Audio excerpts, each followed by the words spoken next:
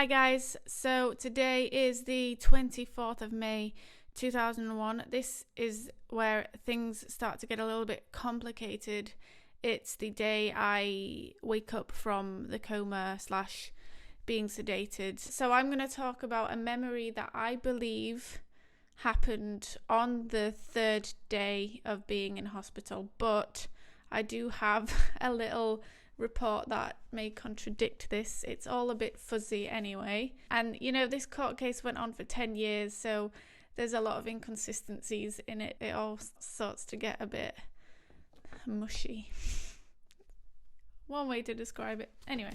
Rachel had sustained complex maxillofacial injuries to her jaw. She also had a fractured collarbone on the right side and received orthopedic attention to her left forearm and wrist. Her first clear memory is of being on a hospital ward close to a window. This was 5 or 6 days after the events of 22nd of May 2001.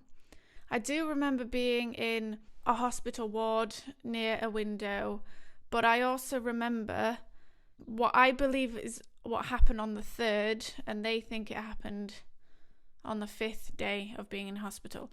So the way I remember it is being laid in a bed with a nurse. I think she started asking me some questions. Do you know what day it is? No. Do you know where you are? And I knew that I was in a hospital. I knew where I was.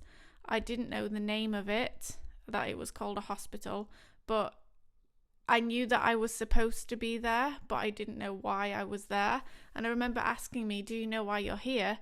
And I was like, no. But I felt really high, like really, really relaxed. So it was almost like, oh, I feel like I'm supposed to panic, but I don't feel like I need to panic because I'm so relaxed. That's the earliest memory I have. And then I think she said something like, oh, we're just going to go and move you down the corridor now or something. And then I remember a couple other people coming and then wheeling me down into a different room.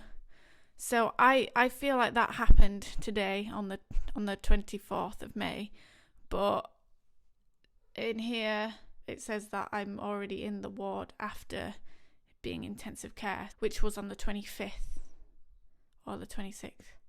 1, 2, 3, 4, 5.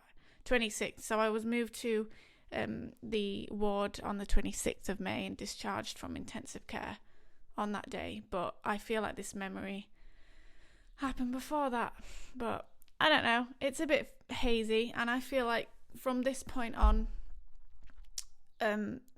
it's all.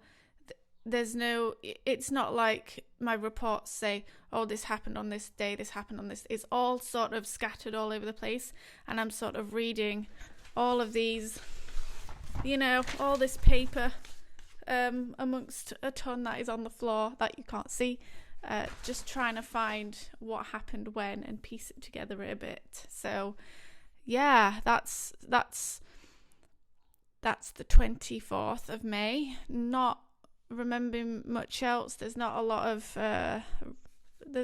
to report on this day other than I woke up. The only other thing that was noted, I think this is, it's really complicated. This was the day I was taken off the ventilator. So initially it says here that GCS on 24th of May was noted to be 3 initially and increased to 11. I think because obviously 3 is like the lowest, so you're pretty much, completely out of it. And then I think they took me off it and then it went up as I came around. It's hard to know if that memory I have is of that particular time. It just feels right to me. From here on, it's going to get a bit complicated. Tomorrow, what is it, the 26th?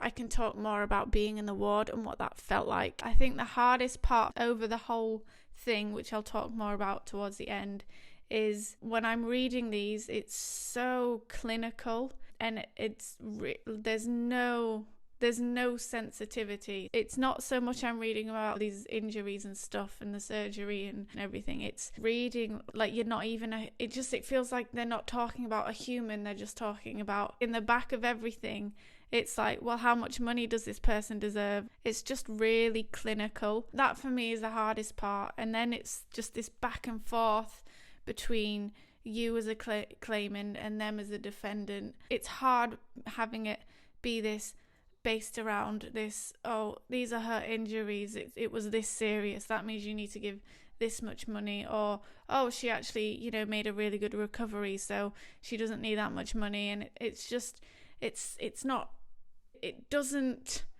look at this whole being an 8-year-old child who's had this event. And I no assessment from a psychologist or anything until I was an adult, because that's when it specifically, the brain injury, impacted how I live. Really hard to talk about now, but I'm hoping by the end I can sort of say more about how it's made me feel. But for now, it's just the 24th, and I woke up and I remember being next to a window by myself, and then this nurse came over and is like, oh, do you know where you are? No, but I'm really high, so I don't really care. That's fine. Okay, yeah, great. So tomorrow I've got some more memories being transferred into the ward, and then we're coming up to 26th, very, very much the same. And then the 27th, which is my birthday. I've got some birthday /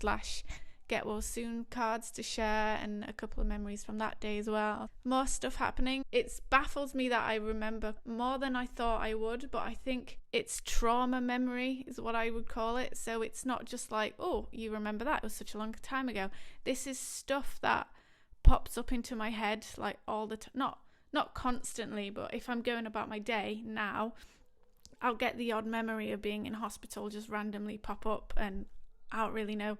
It's just there. I just let it happen, and then I move on with my day. I don't really know why that happens. I'm not sure if it's an anxiety thing or a processing thing or whatever. I don't know. So it's not just like, oh, how do you remember so much? Your memory's impaired. It's trauma stuff that's just always like flickering at me whenever it feels like it.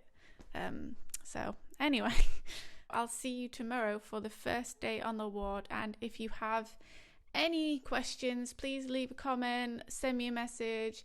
I'm more than happy to answer them. And I hope this is helpful to anyone who's experienced any kind of trauma, in the sense of coming to terms with it and processing it and getting to that comfortable space of being able to talk about it. For me, the hard part is just processing my life now based on what happened such a long time ago, and then feeling like I've spent the last 20 years thinking about the same thing. And that's the hard part, is not knowing how to move forward. So I'm hoping that talking about it openly is a way of finding closure in that. And I don't know, I hope that helps someone. Right, so yeah, I'll stop baffling on, and I will see you first day in the ward. Get ready for that hospital food.